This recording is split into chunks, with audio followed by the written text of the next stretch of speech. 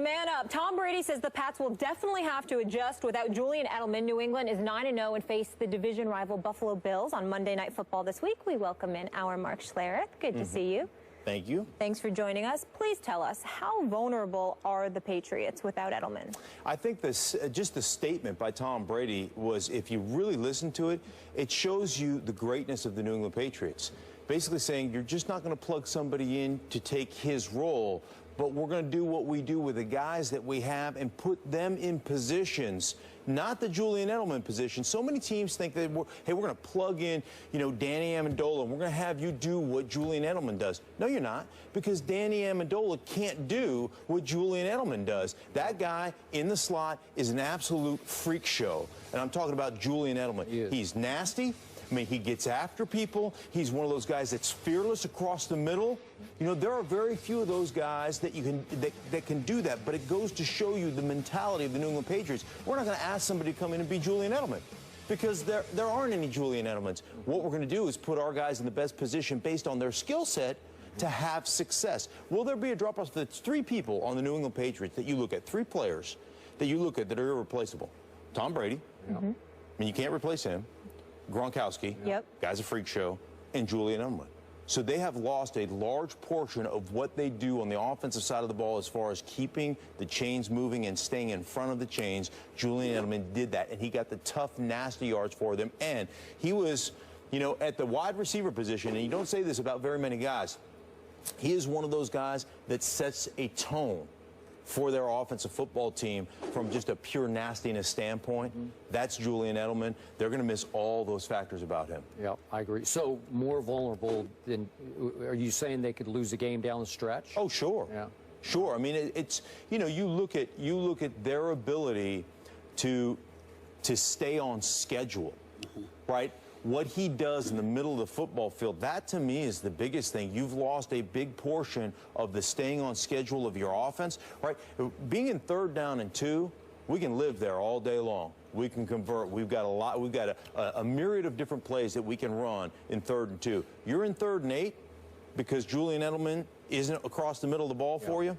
That's a different story. And when you lose that aspect of your offense, there's very few guys. Like, not everybody is as tough as Julian Edelman. Not everybody is as nasty as Julian Edelman. There are some guys that lack some of that mental toughness to do the things that he does. And I'm not saying they're not tough individuals. You don't play in this league if you're not a tough individual, but they're not the same. They're not cut from the same cloth that Julian Edelman is. That guy is a bad dude now. Okay. Let me say this. Please. First things first, question. Julian Edelman, is he out? How long?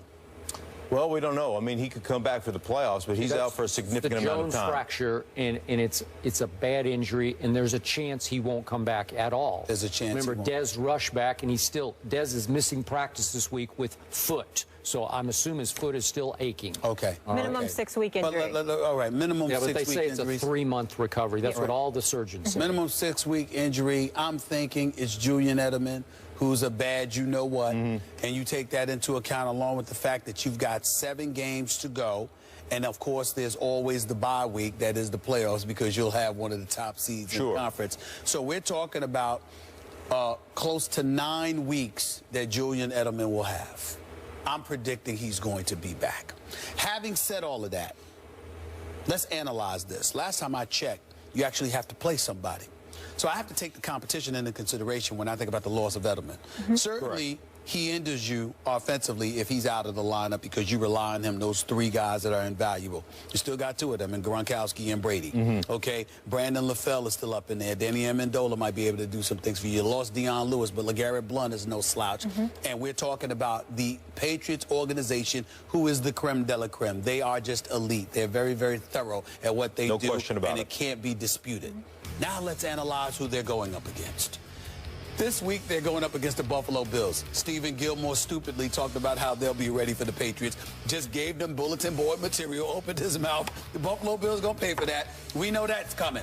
After that, you got the Denver Broncos. Osweiler's your quarterback now, not Peyton Manning. I'm sorry, I don't believe for 1 second that Brock Osweiler is going to beat the New England Patriots. I just don't see it. I don't see it happening. The Philadelphia Eagles. Well, Mark Sanchez might be the quarterback there, or Sam Bradford, not Bradford. I think that's a win. And then we got the Houston Texans. Oh my goodness, I'm so touched. They got Brandon Weeden now. Did you see the news? Did you see the news, Larry? I mean, it's Brandon Weeden now. They got a quarterback now, according to Jerry Jones. So that three is. backups. You remember Brandon Weeden, yep. The guy that Jerry Jones said, boy, could he really throw a football? Right. And then weeks later, you cut him. Okay, you let him go. All right. So we all know about. You're saying they've cornered the market on backup quarterbacks in Houston. Exactly. Okay. Nobody has more backup quarterbacks in the Houston. So we got that. So we got that. The next contest on the list is the Tennessee Titans. Do you want me to start laughing a little bit too early? I mean, just stop it. So then we get to the New York Jets. That could be very interesting because we had that. We had that on the schedule as a potential loss for the New England Patriots, particularly the New England Patriots squad without Julian Edelman. But this is an AFC East rivalry. They do like going up to New York and ruining their day. Not to mention the fact you're talking about the New England Patriots, who are an elite organization, who knows how to make adjustments, and more importantly, they'll sit around and they'll be like this, hey, you know what? This is what we have to do to win this particular game, and the defense can overcompensate. They can compensate, rather step up and compensate, because they can say, look, they're not going to be what we customarily see them being, because this is a defense that has playmakers. They can make things happen with Ninkovich and the crew. And then last but not least, you're at the Miami Dolphins, which could or could not be a very interesting situation. So what we're talking about here is the New England Patriots maybe losing a game. That's really what we're talking about here. The debate is whether or not they're going to go undefeated or not. But I think the loss of Edelman will be minimal, because I think all of those games are winnable, and he'll be back for the playoffs. Right. I agree with you in this. I don't think it's really going to affect their schedule that much from the standpoint of wins and losses. I still think they're going to win. I said it weeks ago. I think they're going to win out. But it's certainly. You think they're going to go undefeated? Yeah. Okay. Yeah. Okay. But it certainly hinders that process to some degree. And then, from the standpoint of what kind of chemistry, what do you have coming back when he does, and if he's healthy? So there's some question marks there. They're still, in my mind, the best team in the National Football League. From a coaching standpoint, from an execution standpoint, you just go back to the Giants game, just from a management of the clock and the situation standpoint at the end of the game, they're the New England Patriots. There's a reason why they win. There's a reason why they're better than everybody else, because they're smarter and they out-execute everybody else. That's what it comes down to. By the way, Buffalo can back up Gilmore's mouth. Trust me. Think so? That team is coming together and coming on. This will be a battle on Monday night. I will bet you it will go to the wire. Tyrod put up 32 on New England's defense at Buffalo. I cannot tell you how shocked I am to hear you say that. Well, I actually really thought that once you heard Gilmore opened his mouth. I'm shocked to hear you say that. Good. I hope you're right, because I don't feel like seeing a blowout. But I don't know. I don't know. So back to the question. I still believe New England will win out in the regular season, because Tom Brady is playing at the highest level I have ever seen any quarterback play at consistently. He's in some other place right now that no one's ever been in. I'm not saying he's the greatest quarterback ever. That's still Joe Montana. But no one has played at this level this long through a whole season. But this offense will definitely not be as explosive. Dion Lewis was a difference maker. Yes. They lost Shane Vereen to your New York Giants. He was a difference maker for them, even in the Super Bowl. Go look at the numbers Shane Vereen put up. This was maybe even beyond Shane Vereen, because Dion was a little quicker, a little more elusive, a little more explosive. That's a huge loss. You already talked about what a freak show Edelman is. That's a huge loss. It took Danny Amendola a long time to earn Tom Brady's trust, because he's not the typical Patriot. He's a little brittle and hasn't played with the guts some of the other that Edelman has played with. But he does have better hands than Edelman. That's the one thing I don't love about Julian. Didn't have great hands. Amendola will make big catches at big moments, and I think he has earned the trust. He just doesn't do it the way this guy does it.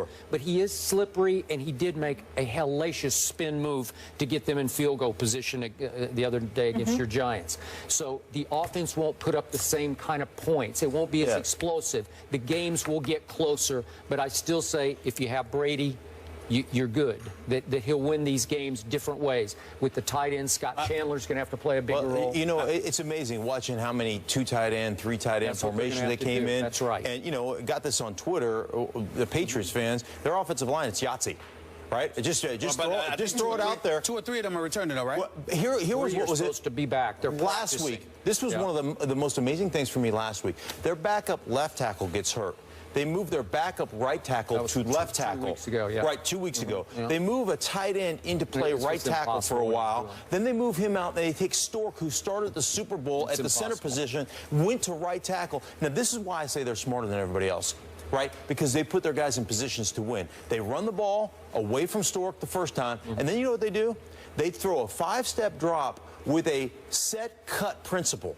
So they're saying the ball's coming out of Tom Brady's hands. You don't have to hold up for very long. What we want you to do is set and then go cut. I mean, he almost cut this guy in half on the first pass pro. 2.5 seconds, the ball's the first pass pro he's in and saying, we're going to set the tone for you and give you an opportunity, even though you're playing out of position, to have success. It may not be pretty, but you're going to have that opportunity. That's coaching. Last comment. If what you two say about Julian Edelman's value comes to fruition, I believe the Jets beat them on December 27th. They're going to have a real shot. That's the game. I would have said the 29th, but Peyton went down. But I ain't picking Osweiler to beat the if Edelman is what you say he is, and I know you know, I'm telling you right now, I think the Jets have a chance to knock the Patriots come in there 14-0. And the Jets knock if they don't throw a bunch of smoke screens on 3rd down and 4 and 4th down and 2 with man coverage, that's true. Right? If they don't do that with the gimpy wide receiver who's got a bad ankle, that's right. When you got a guy whose forehead's made of rebar and concrete and Chris Ivory in the backfield, then maybe you got a chance. That's right. But you can't, you can't continue to make the same stupid mistakes that you made in the game against Buffalo on Thursday night. Fair enough. Let's take it to the streets. Here's what the people had to say. We asked you earlier in the show which undefeated team is more likely to lose their first game this week. The results are in, and I swear we did not fix this. Listen to this. The Panthers, 38.2%, and the Patriots, 38.2%. That's unbelievable. Okay, I was more excited than you guys. Whatever. Mark, thank you so much for being with us. I appreciate Thank you. I'm just celebrating like myself, Johnny Manziel style. Moving on, the NFC West leading Cardinals are flying high in the desert, but do they have the potential to be super? We'll handicap Arizona's chance of playing in February. That's coming up.